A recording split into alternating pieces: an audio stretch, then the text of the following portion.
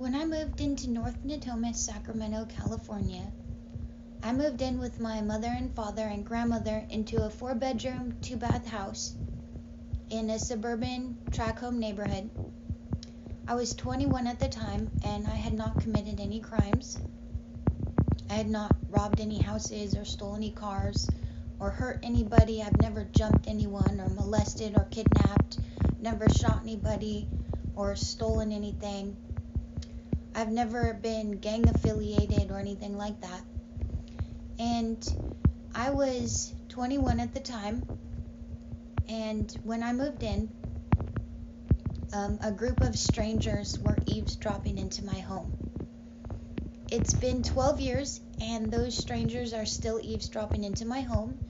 They also eavesdrop into the vehicles that I go into and the stores that I shop in. They eavesdrop into the classroom when I'm at school and other people's houses.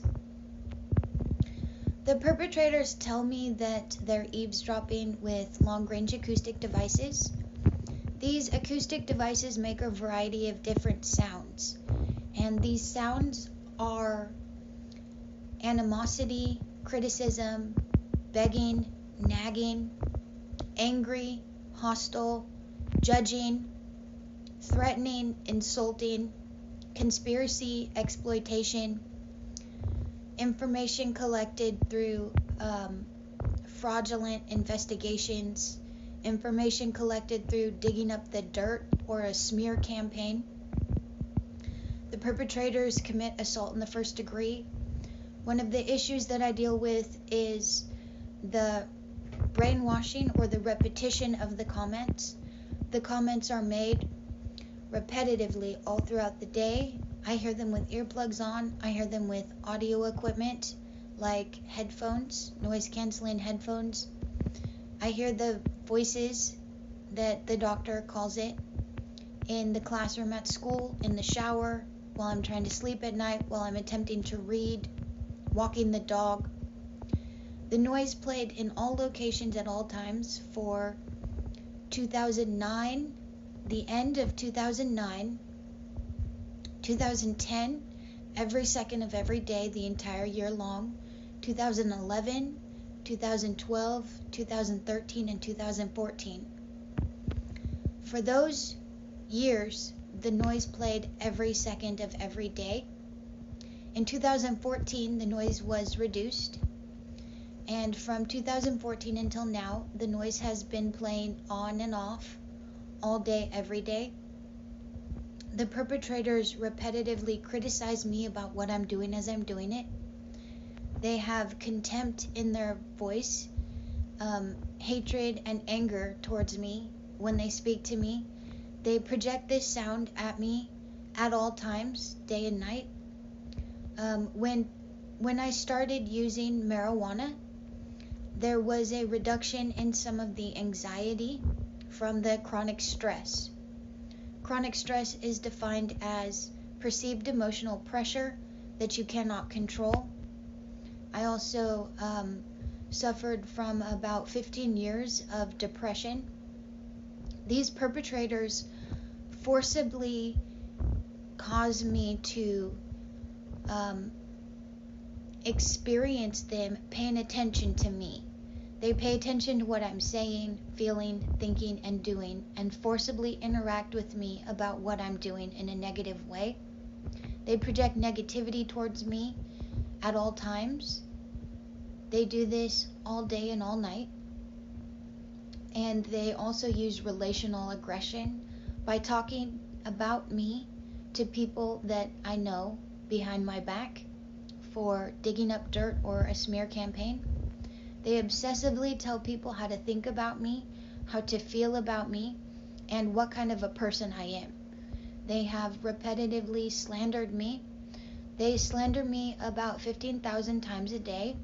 Some of the stories involve claiming that I have murdered children, or that I have sexual intercourse with my relatives, or that I am a meth addict, different things like this. These types of stories were told on average about 15,000 times a day during the first 4 years. They will repetitively talk about different ways they could have snuck into my home and burglarized me, bludgeoned me, or disfigured me. I've often encountered times where I go to sleep and when I wake up I find injuries. Some of the injuries are directly related to the comments they had been making. For example, one time I went to sleep and when I woke up I found a chip in my tooth and one of my other teeth was pushed back about 2 millimeters. They had been discussing my teeth for many months before that happened. After it happened, they stopped talking about my teeth. Another issue I deal with is they repetitively talk about what I'm saying. Every single time I speak, they exploit that and they talk about it with other people inappropriately. They claim to refuse to stop eavesdropping into my home, and they claim to refuse to stop talking about me. The perpetrators are committing aggravated mayhem against me, and I have filed many police reports about this. I have not witnessed the police doing anything inappropriate. I have not witnessed the police doing anything appropriate about these crimes or helping me in any way at any point in time. I have been arrested and charged with crimes I did not commit since then, forcibly, illegally forced into a mental hospital. I also encountered an experience where I went to sleep and when I woke up, my neck was broken. The police have injured me and wrote false or fraudulent reports about me. The perpetrators make attempts at framing me. They make attempts at framing me the entire day long, every day, all day, for many years, like 6 or 7 or 8 years. They claim to be clairvoyant. They tell me in a volatile manner that if they ever notice I have ever done anything wrong, they will make sure to harm me with cruel and unusual punishments involving physical violence. They keep me under surveillance at all times in all locations in groups of people who behave homicidal towards me. And I also encounter a lot of harassment and bullying and relational aggression from the people I live with. These people indicate they are also commenting and making voices to the people I know, my parents or my boyfriend, and they are talking to them from over the fences. The assailants are using the adjacent homes and over a dozen homes on this street. They make sure to surround me in all locations at all times.